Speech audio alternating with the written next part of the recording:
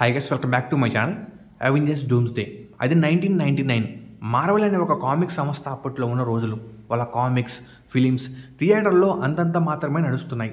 అప్పుడు పెద్ద ప్రొడక్షన్స్ అయిన డీసీ, ఫాక్స్, సోనీ, డబ్ల్యూబీ ముందు మార్వెల్ నిలబడలేకపోయింది. ఆఖరికి మార్వెల్ యొక్క ట్రంప్ కార్డ్ అయిన స్పైడర్ మ్యాన్ను సోనీకి అమ్మేసింది. ప్రజలు ఇంకా మార్వెల్ అంతం వచ్చేసింది, దానిని ఎవరు కాపాడలేరు అనుకున్నారు. చేతిలో ఏమో స్పైడర్ మ్యాన్ లేడు, ఎక్స్మెన్ కూడా లేడు, ఆఖరికి ఫ్యాంటాస్టిక్ ఫోర్ కూడా లేడు. అదే మార్వెల్ యొక్క ఆఖరి దశ అని ప్రజలు అనుకునే సమయానికి 2007లో మార్వెల్ తన ఫ్యూచర్ని, తన ప్రొడక్షన్ని, తన లెగసీని ఒక బీటర్ ఫిలిం, ఒక డ్రగ్ కన్విక్ట్ చేతిలో పెట్టింది. ఆ ఫిలిమే 2007లో రిలీజ్ అయిన ది ఐరన్ మ్యాన్. ప్రపంచం ఒక్కసారిగా ఊగిపోయింది. డీసీ, ఫాక్స్, సోనీ ఈ కంబ్యాక్ను ఎక్స్పెక్ట్ చేయలేకపోయింది. Tony Stark the Iron Man ఈ ఒక్క మూవీ మిగతా కాంపిటీటర్స్ని భయానికి గురి చేసింది. అప్పట్లో కామిక్స్ని టైర్స్గా విభజించారు. ఎక్కువ కలెక్షన్ చేసే స్పైడర్ మ్యాన్, ఎక్స్మ్యాన్, ది హల్క్ ఇవి ఏ టైర్స్. మార్వెల్ చేతిలో ఉన్న ఇవి మిగతా ప్రొడక్షన్స్కి వెళ్ళిపోయాయి. చివరికి ఐరన్ మ్యాన్, కెప్టెన్ అమెరికా ఇలా ఇవి బీ టైర్స్లో ఉన్నాయి.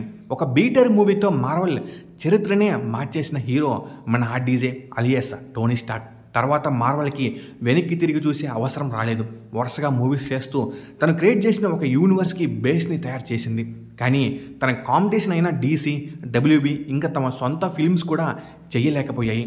మార్వెల్ ఒక పక్క తన సొంత యూనివర్స్ని తయారు చేస్తుంటే, ఇంకో పక్క డీసీ, డబ్ల్యూబీ మరియు డిస్నీ తమ సొంత మూవీస్ని సరిగ్గా తీయలేకపోతున్నాయి. అని తర్వాత వచ్చిన కెప్టెన్ అమెరికా, ది హల్క్ ఇలా రాబోయే అవెంజర్స్ మూవీస్ కోసం పిల్లర్స్ లాగా నిలబడ్డాయి. ఈ టార్చ్ ఆఫ్ ఫ్లేమ్ని మార్వెల్ ఒక మూవీ నుంచి మరో మూవీకి అందజేస్తూ చివరిగా అది ఇప్పుడు అవెంజర్స్ డూమ్స్డే చేతికి వచ్చింది. ఎండ్ గేమ్ తర్వాత మార్వెల్ ఒక మంచి సీక్వెల్ ఇవ్వలేకపోయింది. తర్వాత వచ్చిన Eternals, Black Widow, Thor Love and థండర్కి మంచి టాక్ లేకపోవడంతో ఫ్యాన్స్ చాలా డిసప్పాయింట్గా ఫీల్ అయ్యారు. కానీ ఆ టైంలో వచ్చిన స్పైడర్ మ్యాన్ నో వే హోమ్తో మళ్ళీ ఆడియన్స్కి ఒక కొత్త ప్రపంచాన్ని పరిచయం చేసింది మార్వెల్. అదే మల్టీవర్స్. ఈ జోనర్లోనే వచ్చిన doctor strange in the multiverse of madness movie కొంచెం డిసప్పాయింట్ చేసిన డెడ్పూల్ అండ్ వాల్వరిన్ మూవీతో తిరిగి మంచి ట్రాక్లోకి వచ్చారు. ఇనిషియల్గా ant man and the wasp quantum అనే మూవీలో చూసిన క్యాంగ్ ది కాన్కరరే రాబోయే అవెంజర్స్ మూవీస్లో మెయిన్ విలన్ అని అనుకున్నారు. అంతేకాకుండా పోస్ట్ క్రెడిట్స్లో క్యాంగ్ వేరియేషన్ కూడా మనము చాలామందిని చూస్తాం. మార్వెల్ డైరెక్టర్స్ అయిన రూసో బ్రదర్స్ కామికాన్లో తమ నెక్స్ట్ మూవీస్ లైనప్ని ప్రకటించారు. అందులో రాబోయే నెక్స్ట్ ఫిలిం అయిన అవెంజర్స్ ది క్యాంగ్ డైనెస్టీ అనే ఉంది. ఫిలిం క్రిటిక్స్ ఇంకా ఫ్యాన్స్ అందరూ మార్వెల్ యొక్క నెక్స్ట్ విలన్ క్యాంగే అని అనుకున్నారు. కానీ క్యాంగ్ యాక్టర్ అయిన జోనాథన్ మేజర్ కొన్ని లీగల్ ఛార్జెస్ వల్ల క్యాంగ్ ప్రాజెక్ట్కి మార్వెల్ బ్రేక్ వేసింది.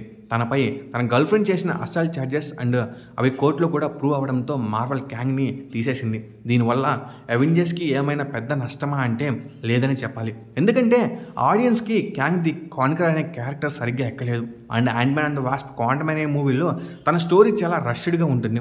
కేవలం లోకి సిరీస్ వల్ల మాత్రమే క్యాంగ్కి కొంచెం ఫేమ్ వచ్చింది. ఇప్పుడు ఆ కొంచెం కూడా లేకుండా పోయింది. ఇంకిప్పుడు క్యాంగ్ ప్రాజెక్ట్ షెడ్డుకు పోయింది. అప్పుడు మార్వెల్ రైటర్స్ మళ్ళీ పనిలో పడ్డారు. ఎందుకంటే మల్టీవర్స్ అనేది చాలా పెద్ద కాన్సెప్ట్. మనకి spider man and doctor strange మూవీస్లో బేస్ స్టార్ట్ చేసినా కూడా దాని గురించి మనకి మంచి అవగాహన లేదు. కానీ లోకి సిరీస్ తర్వాత మల్టీవర్స్ అంటే ఏంటి అనే విషయం అందరికీ ఒక క్లారిటీని ఇచ్చింది. ఇప్పుడు ఉన్న ప్రాబ్లం ఏంటంటే ఆ మల్టీవర్స్ని హ్యాండిల్ చేయగల ఒక విలన్ కావాలి.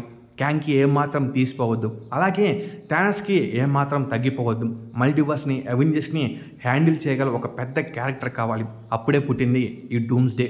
మార్వెల్ రైటర్స్ క్యాంగ్ డైనెస్టీ కోసం మ్యాక్సిమం ఒక $250 million స్పెండ్ చేసి మూవీ తీద్దాం అనుకున్నారు. కానీ ఆ మూవీ కాస్త పైకి పోవడంతో నెక్స్ట్ చేసే డూమ్స్డే అయినా కొంచెం గ్రాండ్గా చేద్దామని $500 million స్పెండ్ చేశారని మూవీ టీం అన్అఫీషియల్గా రివీల్ చేశారు. ఒకవేళ ఇది కనుక నిజమైతే వరల్డ్లోనే బిగ్గెస్ట్ బడ్జెట్ మూవీగా అవెంజర్స్ డూమ్స్డే చరిత్ర క్రియేట్ చేస్తుంది. ఎందుకంటే వరల్డ్లో హ్యూజ్ మూవీస్ అయిన Titanic, Avengers end game, pirates of the Caribbean వీళ్ళ మూవీస్ యొక్క బడ్జెట్ $250 to $400 million ఉంటాయి. ఇంకా చెప్పాలంటే జేమ్స్ కెమెరా లాంటి ఒక పెద్ద డైరెక్టర్ సాహసం చేస్తేనే కానీ అంత పెద్ద అమౌంట్ని పెట్టడానికి ప్రొడ్యూసర్స్ ముందుకు రారు. బట్ అవెంజర్స్ డూమ్స్డే ఆ రికార్డ్స్ను పూర్తిగా బద్దలు కొట్టినట్టే.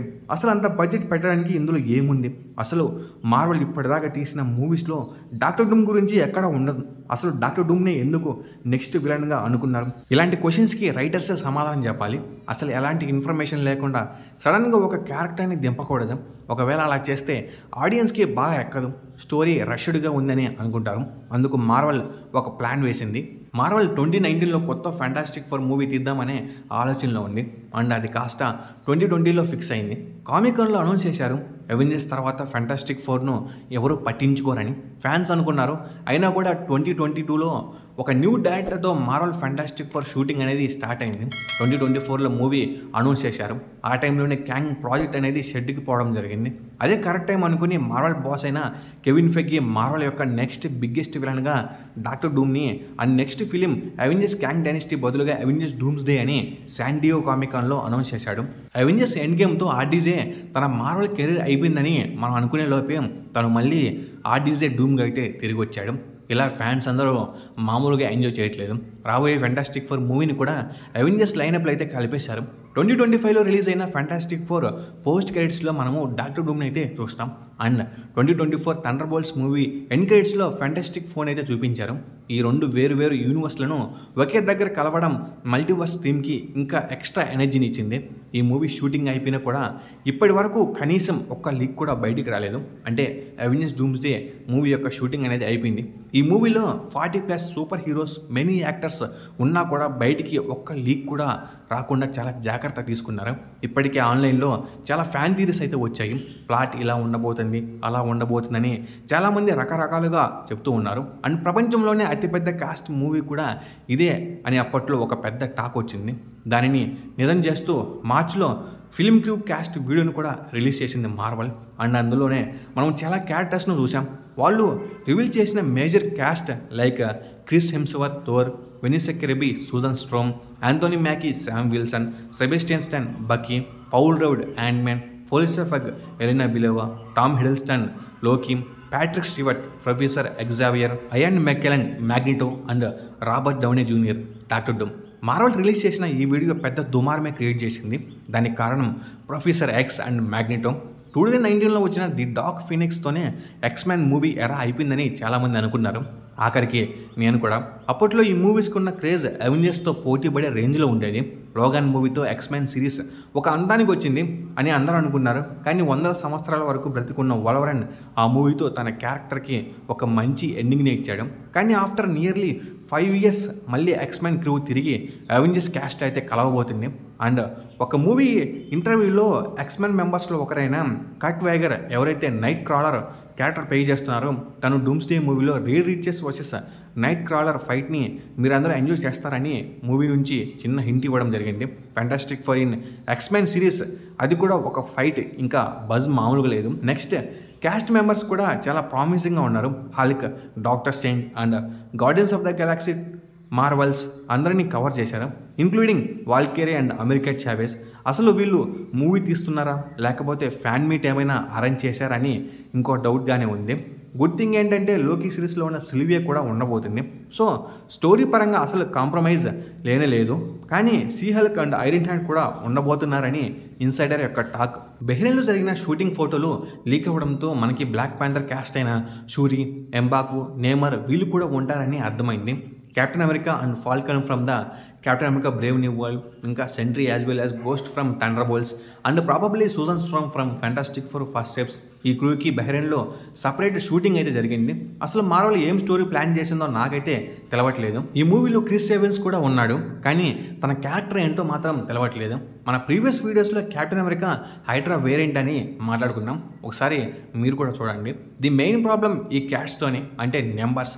జెఫ్ స్నైడర్ అనే మూవీ క్రిటిక్ వేసిన ట్వీట్ అప్పట్లో చాలా వైరల్ అయింది. తను ఇప్పటి వరకు మనకు తెలిసిన doomsday caste just a grain of salt in ocean అని అన్నాడు. అసలు ఎంతమంది క్యాస్ట్ని పెట్టినా మార్వెల్ దానిని హ్యాండ్ చేయగలదని మీరు అనుకుంటున్నారా? ఎందుకంటే ప్రొడక్షన్ టీమ్ రిలీజ్ చేసిన క్యాస్ట్ అఫీషియల్ మొత్తం కలిపితే దాదాపుగా కనీసం 89 క్యారెక్టర్స్ ఉంటాయి. సో ఒకవేళ secondary movie characters like dare devil, Punisher, silver suffer ఇలా ఈ క్యారెక్టర్స్ కూడా మ్యాక్సిమం 50% ఉండే ఛాన్సెస్ ఉన్నాయి. ఆ షీహల్క్ని పక్కన పడేసి వీళ్ళని పెడితే బాగుండు. ఒకవేళ అవెంజర్స్ క్యాంగ్ డైనస్టీ మూవీ వచ్చింటే అందులో మూన్ నైట్కి చాలా మంచి రోల్ ఉండేది, దాదాపు ఎక్కువ స్క్రీన్ టైం. బట్ ఆ మూవీ షెడ్కి పోవడంతో డూమ్స్డే క్యాస్ట్లో తనకి ఎంతవరకు ఇంపార్టెన్స్ ఇస్తారో లేదో చూడాలి. అండ్ మార్వెల్ పెద్ద మనుషులైన డెడ్పూల్ అండ్ వాల్వరిన్ గురించి ఎటువంటి అప్డేట్ లేదు. మార్వెల్ చాలా సైలెంట్గా ఉంది, అసలు ఉన్నారో లేరో. కనీసం డెడ్పూల్ యాక్టర్ అయిన రైన్ రెనాల్డ్స్ కూడా ఏమీ చెప్పడం లేదు. ఇంత మంచి సూపర్ హీరోస్ ఉన్నప్పుడు పెద్ద మనుషులు లేకపోతే చూడడానికి ఆడియన్స్కి కూడా కొంచెం కష్టంగానే ఉంటుంది. క్యాస్ట్ విషయం కాసేపు పక్కన పెడితే చాలామంది అనేది ఏంటంటే ఇన్ఫినిటీ వార్లో ఓడిపోయిన అవెంజర్స్ తిరిగి ఎండ్ గేమ్లో గెలుస్తారు. ఒకవేళ ఇప్పుడు కూడా అదే ఫార్మాట్ని ఫాలో అవుతారో లేదో చూడాలి. ఒకవేళ డూమ్స్ డేలో డాక్టర్ డూమ్ విక్టరీతో ఎండ్ అయ్యి తిరిగి సీక్రెట్ వార్స్లో అవెంజర్స్ గెలుస్తారేమో చూడాలి. ఎవరికి తెలుసు, మూవీ స్టార్టింగ్ క్యాంగ్ వేరియన్స్ శవాల మధ్య నుంచి నడుచుకుంటూ వస్తాడేమో డాక్టర్ డూమ్. జస్ట్ థియరీ మాత్రమే, నిజం అనుకోకండి. ఈ మూవీలో ఎంతమంది శవాలు లేస్తాయో చూడాలి. శామ్ విల్సన్ ఒక ఇంటర్వ్యూలో మ్యాక్స్ అందరు పోతారని సడన్గా అనేశాడు. ఇంకా మూవీ కోసం నెక్స్ట్ ఇయర్ వరకు వెయిట్ చేయాల్సిందే. షూటింగ్ ఆల్రెడీ ఫినిష్ అయింది. నెక్స్ట్ ప్రమోషన్ ఏ రేంజ్లో చేస్తారో చూడాలి. అండ్ ఎక్కడైనా ప్లాట్ లీక్ అవుతుందో చూద్దాం. అప్పుడే ఇంకో డూమ్స్ డే వీడియోతో మళ్ళీ వస్తాం. ఇంక ఈ వీడియో మీకు బాగా నచ్చినట్లయితే లైక్ చేయండి, షేర్ చేయండి, సబ్స్క్రైబ్ చేసుకోండి. నేను కోరేది ఒక లైక్ సబ్స్క్రైబ్ మాత్రమే. Okay, bye guys.